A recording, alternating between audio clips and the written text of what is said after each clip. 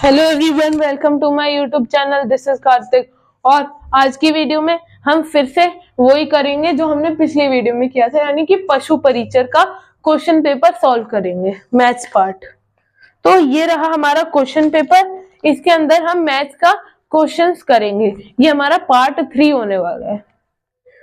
तो हर बार की तरह स्टार्टिंग से स्टार्ट करते हैं। इसमें क्या गिवन है फर्स्ट क्वेश्चन के अंदर कि एक शॉपकीपर है जिसने क्या एक चीज खरीदी और उसे 20% ज्यादा रुपए में उसका कॉस्ट प्राइस कर दिया, आई मीन मार्क्ड प्राइस कर दिया, जिसे हम एमआरपी कहते हैं। एमआरपी 20% इंक्रीज कर दी। और फिर जब भी कस्टमर लेने आया तो उसको कह दिया कि हम आप पे को 15% डिस्काउंट देंगे इसकी एमआरपी पे। तो अब पूछा है कि उसको कितना प्रॉफिट या कितना लॉस होगा। तो एक बार के लिए हम क्या करते हैं, जो सीपी है उसको 100 मान लेते हैं। ठीक है, सीपी हमारी 100 हो गई, मतलब जितने में उसने उस चीज को खरीदा।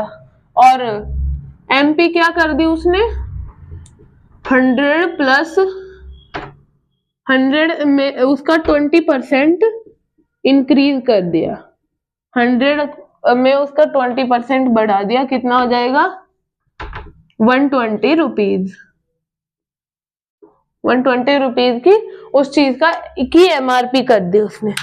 और फिर कस्टमर लेने आया, उसको क्या कहा सेलिंग प्राइस होगा जितने में कस्टमर ने खरीदा। तो कस्टमर को क्या 15% डिस्काउंट किया, यानी कि 100 इंटू 85 100, 100 का 85%, आई मीन 120 का 85%, क्योंकि है ना 120 उसका मार्क्ड प्राइस था, उसने मार्क्ड प्राइस पे लॉस मतलब डिस्काउंट दिया है। तो फिर 120 में से 100%, 120 के 100% में से 120 का 15% माइनस करेंगे, इसलिए हमने सीधा 85/100 लिख दिया। तो यहाँ पे क्या आ गया, ये 20 से 20 कैंसल हमारा, आई मीन 0 से 0 कैंसल, और 2 5 जा 10, 2 6 जा 12, 5 इंटू 5 1 जा 5, 3 5 5 7 जा 35। तो 57 इंटू 6 क्या होता है, नहीं हमारी वैल्यू गलत आ रही है, 17 आएगा। 17 6 दा होता है 102।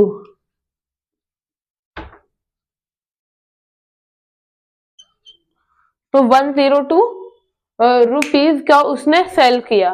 ओके, अब हमसे ये पूछा गया है कि 102 में तो उसने सेल कर दिया, लेकिन अब अगर हमें इसकी मार्क्ड प्राइस, आई मीन इसको कितना प्रॉफिट या लॉस हुआ है, ऑब्वियसली जो एसपी है वो सीपी से बड़ी है। आप कोई चीज 102 में बेच रहे हो जबकि आपको 100 रुपए की वो मिली है, तो आपको ऑब्वियसली प्रॉफिट ही होगा, लॉस तो थोड़ी होगा। तो अब यहाँ पे 102, अब यहाँ पे हमें प्रॉफिट परसेंट निकालना है। तो फिर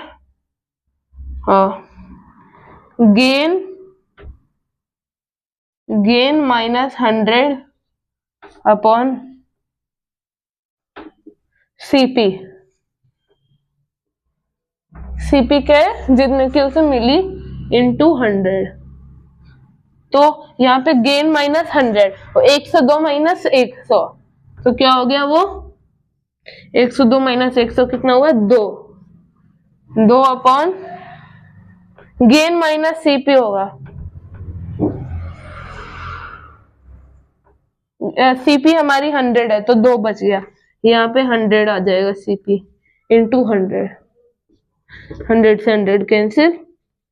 तो क्या उसको प्रॉफिट हुआ 2% का गेन। तो फ्रेंड्स हमारा आंसर हो जाएगा ऑप्शन सी। तो चलो अब अपने नेक्स्ट क्वेश्चन की तरफ बढ़ते हैं।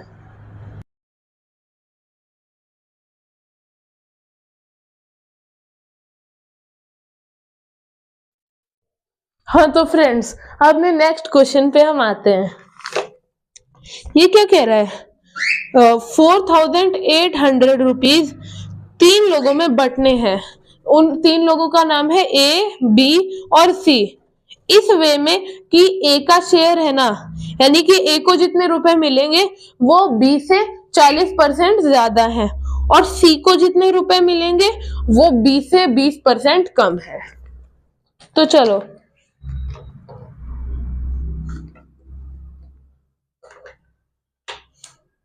हमें पता है कि A plus B plus C equal to कितना?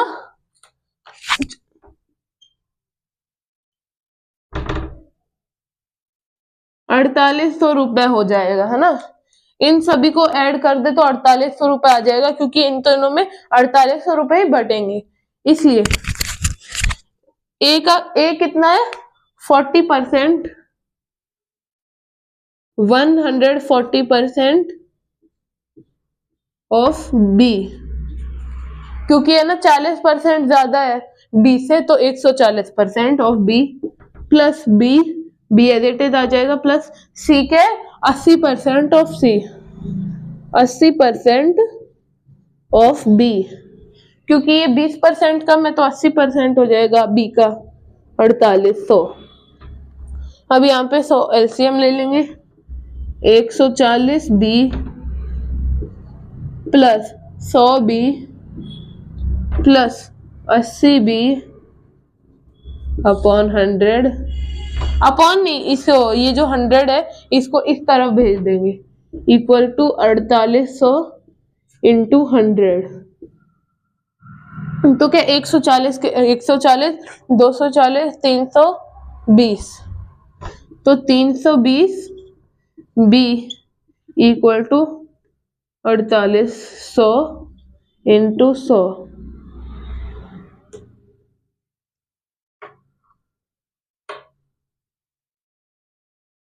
तो आगे क्या होगा? हाँ, B equal to 4800 into 100 divided by 320।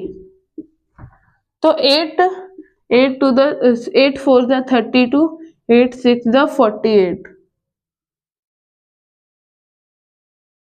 600। एक काम करते हैं, इसको नहीं काटते, इसको काट देते हैं। ये कितना था? 30 to 100 था ना, 0 से 0 कैंसिल हो गया तो 480 बच गया, 60 हो गया। यहाँ पे 4 था, ये 100 कितने टाइम्स? 25।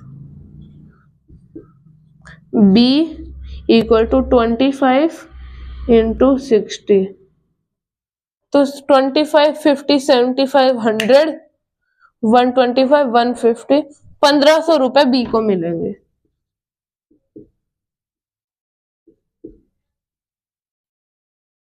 तो हमारा आंसर आ गया ऑप्शन बी, 1500 रुपए। ओके, अब हम अपने नेक्स्ट क्वेश्चन की तरफ चलते हैं। इसको इरेज कर देता हूं मैं। हाँ, तो अब हमारा अगला क्वेश्चन ये नहीं है, हाँ यहाँ पर है। ये बोल रहा है कि देयर आर 40% गर्ल्स और 60% बॉयज इन अ क्लास, कि एक क्लास है जिसके अंदर 40% गर्ल्स है, 60% बॉयज है। अगर बॉयज की जो संख्या है वो गर्ल्स से 7 ज्यादा है, यानी कि अगर गर्ल्स 10 हैं तो बॉयज 17 हैं, तो फिर ये बताओ कि क्लास में कितने बॉयज हैं।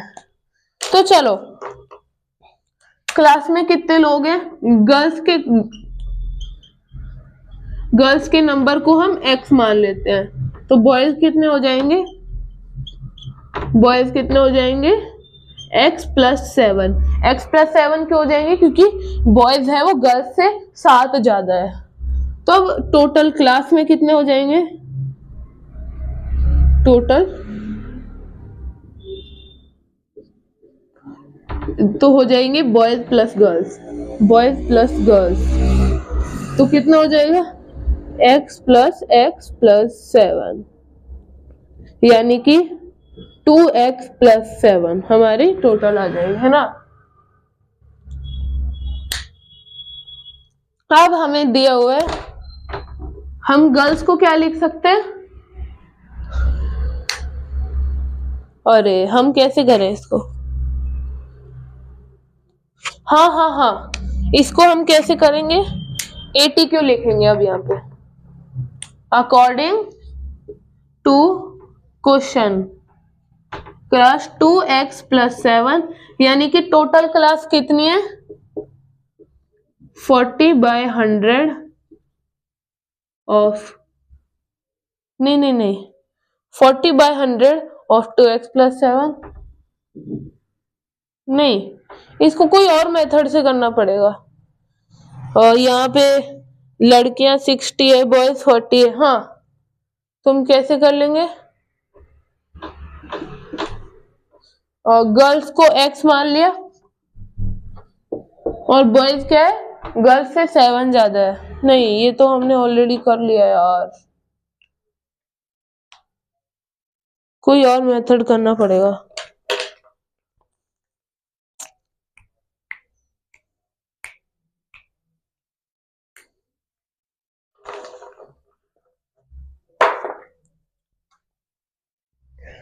तो वो हम कैसे कर लेंगे? हाँ, 60/100 of 2x plus 7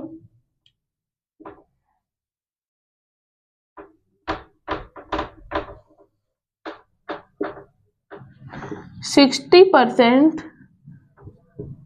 of 2x plus 7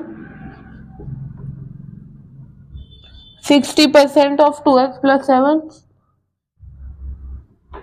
यानी कि 60% of total class equals to x plus 7, यानी कि 60% ऑफ टोटल क्लास क्या है? बॉयज है। तो हम इसको कैसे कर लेंगे? 2 3 6 2 5 10। तो ये 5 को उधर भेज देंगे। 3 into 2x plus 7 equal to 5 multiplied by x plus 7। Okay, अब आगे ये 3 to the 6x plus 7 to the 14, 7 3 the 21 equal to 5x plus 5 7 the 35। अब 21 को इधर भेज देंगे, 5x को इधर भेज देंगे।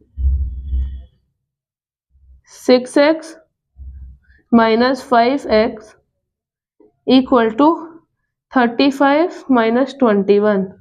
तो 35 माइनस 21 क्या होता है? 14। और 6x माइनस 5x क्या होता है? x। x equal to 14। तो क्लास में कितने बॉयज है? 14 बॉयज। हमारा कौन सा ऑप्शन करेक्ट हो जाएगा? नहीं, हमारा आंसर गलत आ रहा है। 21 नहीं, हमारा सही आंसर है। क्लास में टोटल 14 बॉयज हो जाएंगे। अब नेक्स्ट क्वेश्चन पे चलते हैं। अरे x की वैल्यू आई है ना 14, तो हमें तो बॉयज की वैल्यू निकालनी है। बॉयज की वैल्यू कितनी है? x प्लस 7, तो कितनी हो जाएगी? 21 बॉयज हो जाएंगे क्लास में। ओके, कौन सा ऑप्शन करेक्ट हो जाएगा? ऑप्शन डी करेक्ट हो जाएगा। अब हमारे क्वेश्चन नेक्स्ट पे चलते हैं। मेरे डस्टर नीचे गिर गया।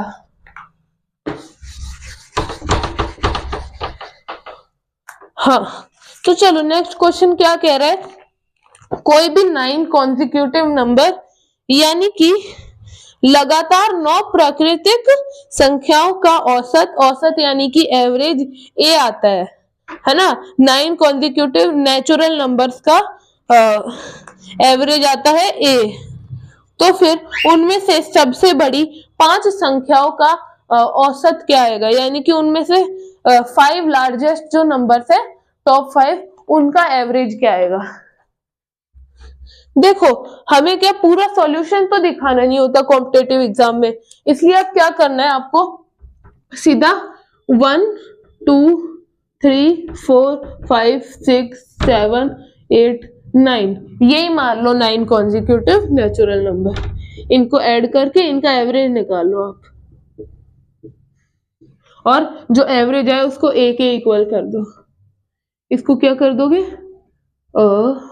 अपॉन 9। तो देखो 9 9 के पेयर बना लो, 1 और 8 भी 9 होता है, 2 और 7 भी 9, 3 और 6 भी 9, 4 और 5 भी 9, और 9 तो अकेला है। तो 9 9 2 ज़ा 18, 9 3 ज़ा 27, 9 4 ज़ा 36, 9 5 ज़ा 45। तो क्या आ गया, 9 इंटू 5 अपॉन 9, 9 5 ज़ा 45 अपॉन 9। तो क्या 5 हमारा एवरेज आ गया। इसको इक्वल टू a कर दो। ओके, तो हमारा a हम 5 मान लेते हैं। इसमें से 5 लार्जेस्ट नंबर कौन से हैं, 9 8 7 6 और 5 हमारे 5 लार्जेस्ट नंबर है। तो 9 प्लस 8 प्लस 7 प्लस 6 प्लस 5, इसका एवरेज निकालो। यहाँ पे किस किस की पेयर बना लो आप, आप बना लो 8 और 6, 8 और 5, 7 और 6, इसके 7 8 9 10 11 12 13, 13 थ्रू ज़ा 26, 26 प्लस 9 कितना होता है 35, 35 अपॉन 5 इक्वल टू 7। तो जो ये a है, अगर 5 लार्जेस्ट का निकाले तो उसका क्या एवरेज होगा। इसमें a+1 a+2 a+3 a+4 4 option दिए हुए हैं। हाँ, तो हमें इन्हें a की फॉर्म में ही निकालना है। तो ये a 5 आ रहा है इसमें, है ना, ये 7 आ रहा है। तो 7 को हम क्या लिख सकते हैं, 5+2, यानी कि a+2 हमारा करेक्ट आंसर हो जाएगा, ऑप्शन डी। ओके, अब हमारे लास्ट क्वेश्चन पे आते हैं। मुझे पता है कि आप लोगों को एवरेज वाले ज्यादा आसान लग रहे होंगे। अब देखो हमें निकालना है 13 के पहले 11 मल्टीपल्स का एवरेज। तो चलो निकालते हैं, एक सेकंड रुकिए।